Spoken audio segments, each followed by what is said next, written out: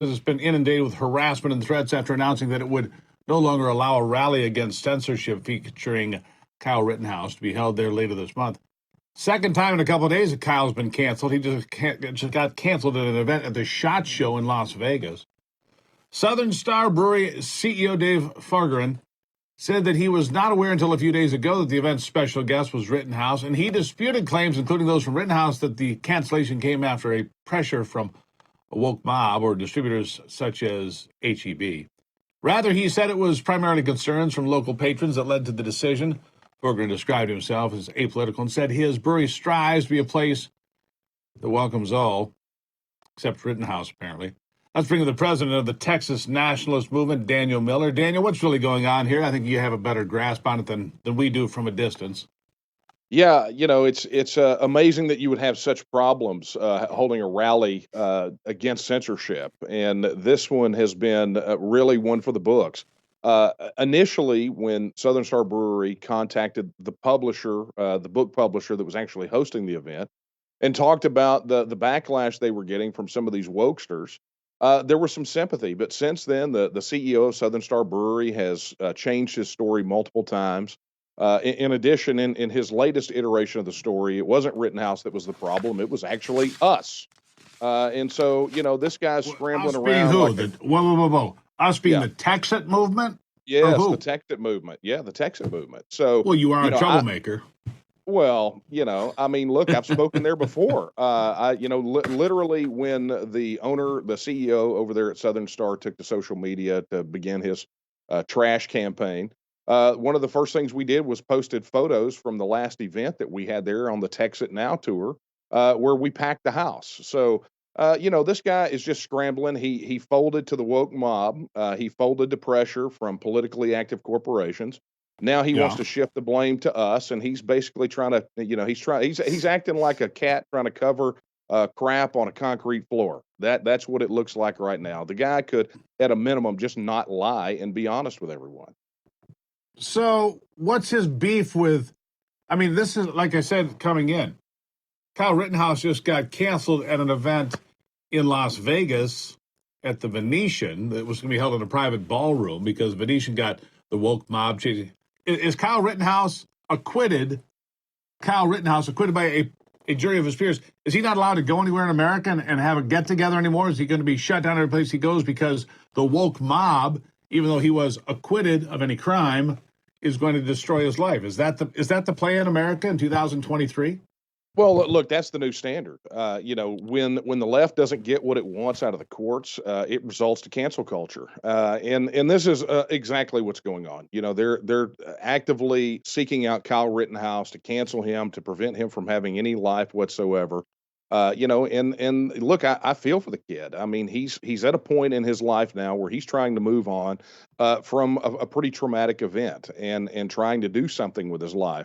And what you've got is these woke mobsters that are going around and harassing and doing the things that they do. But here's the bottom line: even though Southern Star Brewery canceled the event, the organizers found another location. They're going to be at the Lone Star Convention Center in Conroe on the 26th. Kyle Rittenhouse is going to be there. I'm going to be there. Several others that have had to fight against cancel culture will be there, and we will have a rally against censorship, regardless of what the wokesters have to say. So why do you think they have this? If they didn't before, they certainly do now, Daniel. Why do they have a beef with Texas? Yeah, it's a really interesting question. I don't know that he literally has a beef with TEXIT. I mean, as I said, we've been there before. I think this is just the latest shift in his narrative. He's gotten so much backlash for having Kyle. He got so much more for canceling the event because of Kyle. And now we happen to be the whipping boy. But I got news for him.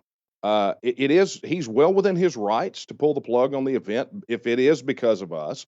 But at the end of the day, we know that we have support among 66% of likely voters here in Texas.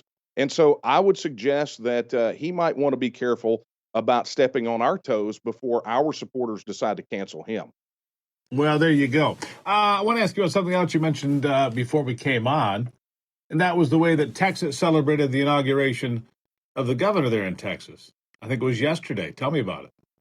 Yeah, it's interesting. You know, legislators, Abbott, Lieutenant Governor, but many of them have been deaf and blind to the cries of Texas voters who want to vote on Texas. So, yesterday, for the duration of the inauguration, we hired a plane, and that plane did tight circles around the governor's inauguration, carrying a banner that says, "We want to vote on Texas."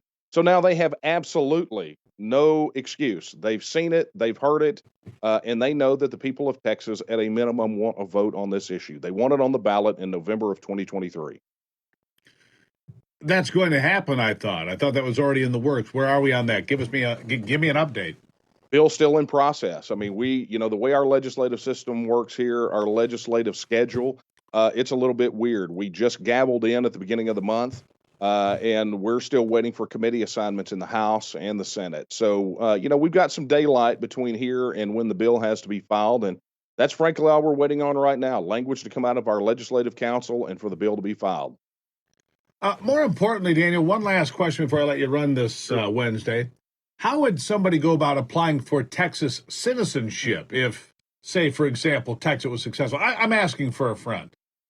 Right, right. Well, I guess the first thing you got to do is you got to show your bona fides, right? You got to show that you've actually been hunting in Texas at some point. No, all kidding aside, ultimately citizenship will be a matter for the Texas government post Texas. What that looks like, just like it has been in 140 other instances over the last 75 years. Texans are going to have to make that decision, and then that's what will happen. But we know this for sure, is that whatever our immigration standards are, they will be much better than what you have with the federal government right now. You mean you might have some standards, Well, that is? oh yeah, I know. I notice how awkward it is to include the word standards in the same sentence as federal government. But we'll have those. Daniel, always a good conversation, always entertaining. Thank you, sir. That's Daniel Miller from TEXIT. Look it up. You guys will be, you might be inspired in your own state. I'll tell you that. Thank you, Daniel. Thanks, Steve. All right. After the break, the Pentagon is saying that there will be no back pay for troops discharged for refusing the COVID jabs. That's next on AVL.